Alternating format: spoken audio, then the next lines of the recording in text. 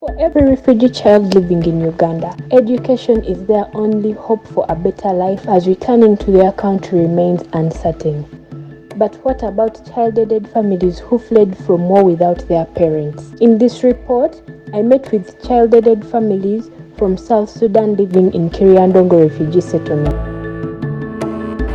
In the heart of a refugee settlement, where echoes of conflict linger, a group of young heroes emerge as the child-aided families. For example, a child of 13 years doesn't have a parent, doesn't have a guardian, doesn't have an auntie, is heading his young sibling of 5 years and 4 years, whereby the 13-year-old has to strive to get what to eat, to educate his siblings and educate himself.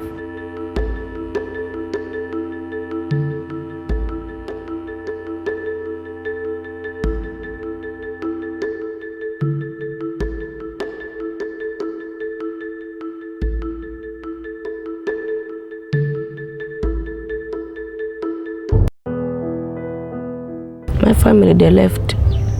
They went back to South Sudan. That time, I was in Arua. And it was even just last year. I was in Arua at school. We were taken for some sponsorship for candidates who can perform. They took us that side for sponsorship. We were in bursary. We studied there, then later, I just heard that the husband of my auntie died. Then they were like, they went for the burial. They went for the burial when I was still there. I stayed in Arua. Then after completing my primary living examination, I came back. On reaching home, I got no one. Then later, I just stayed. And we came also and stayed also together, so with these boys, we stayed together now we stayed just now just like brothers. 13-year-old Oslam fled to Uganda at just 4 years. Oslam and his aunt settled at Kiryandongo refugee settlement in midwestern Uganda, where he happily enrolled in primary school. In 2023, while in primary 7, he secured a bursary to study in Arua City, nearly 300 kilometers away from Kiryandongo. However, his joy was cut short when his aunt returned to South Sudan following the death of her husband, leaving him to fend for himself. I caught up with him near a football field where he was playing with fellow children. In a display of community spirit, neighbors like Awate Rose are making a difference in the lives of refugee child-aided families. She shares food with Oslam on days when he has nothing. When this Michael, he's still in P7. Before he was studying in Ano. Then by that time, there was no one paying his school fees. Then there's some organization came from that side of Arua. Then we took him. He was there in Helamoro, that side of Magamaga. He interviewed him. He passed their interview. Then he took him out to Arua. He finished his P7 in Arua.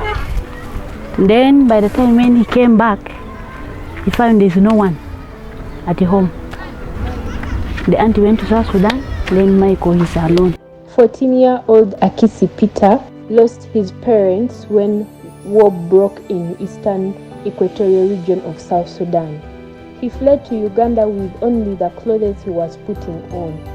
Without support from both parents, living as a refugee in another country, Akisi's only hope is to get an education to improve his life. You can't stay here because we have nothing here to eat. We have lack of food also. We love food. Sometimes also we have to go to someone's gardens. We can dig and then they give us money. Then we buy with the feeds. We buy with the maize for just food. For 17-year-old Taban, his journey to Uganda began with a sudden gunshot while he was at school. So actually, when I came here in 2016, so life was somehow a bit because I was still under this one in primary in Arnold. life was still summer, but when I reach in Panyadol, when I reach in secondary now, that's when I face a lot of such challenges, whereby even sometimes they chase me from class. Sometimes if that will chase me, I can just go and look for this one, for hustling outside. I hustle and then I go and pay back. Martin Moro Daniel is a dedicated Refugee Welfare Council official at Kiryandongo Refugee Settlement. Not only does he serve his community with commitment, but he also opened his heart and home to 2 refugee children whose parents were abducted during the war in Sudan. Uganda's national refugee policy emphasizes ensuring access to quality education for refugee children, including child-aided families. Many challenges. One, education. You find that most of them don't go to school, because in the school, though there's no fees, but there are requirements like registration fee, like that is of course PTA. Now exams are not set in the schools. Exams are set from outside, and then the students are to buy. If you have parents, okay, but if you don't have parents, you fail not to get the exams. That's one of the challenges. 2, when this food was reduced, it was a challenge for such children to go to the school, because if they are stranded, to get food for themselves is not easy.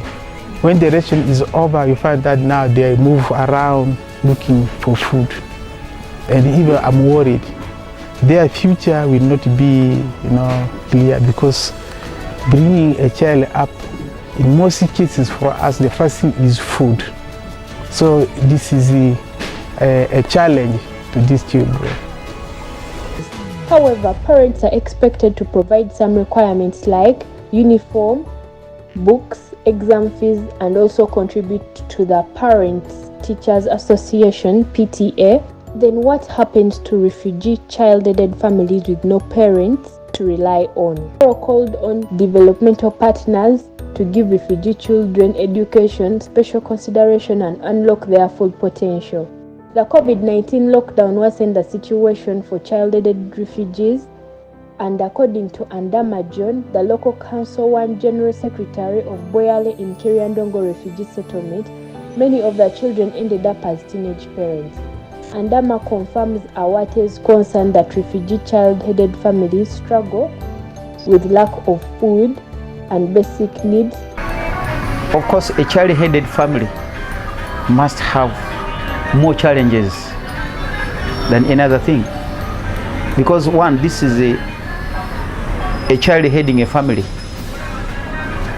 This is a child who doesn't have a source of income. This is a child who this child is not yet mature enough to head the family. So everything that this child does is in a childish way, the way they call it. Children who witnessed violence during the war, they struggle with depression. And according to Musime Nabot, a mental health expert with Refugee Law Project, some of the children from child-aided families end up depressed because of what they witnessed during the war, coupled up with the challenges they face in the settlement. A child who is, let's say, 17, he has a bit of the experiences which are more older. And the other one who is kind of a kid, 5 years, and they have different experiences.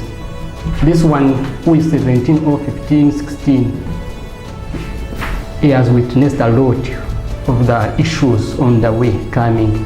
And when they reach here in Uganda, some may be having high expectations. Remember, back at home, they were going to school. But here in Uganda, they will come with, they will come thinking that they will also continue studying. But when they reach here, with that expectation, education is also a challenge. Uganda hosts over 1.6 million refugees and asylum seekers from South Sudan, Democratic Republic of Congo, Somalia, Rwanda, and Eritrea. 36,000 child-aided families live in refugee settlements across Uganda, according to United Nations High Commission for Refugees. At Kiryandongo settlement alone, there are about 10 registered child-aided families. Despite the overwhelming challenges child-aided families in Uganda's refugee settlements face, they have emerged as resilient children with determination to build their lives and create a brighter future. These young refugees are not just survivors, but thrivers and an inspiration to other children facing similar situations. I'm Cinderella Ayebare, reporting from Kiryandongo Refugee Settlement in Uganda.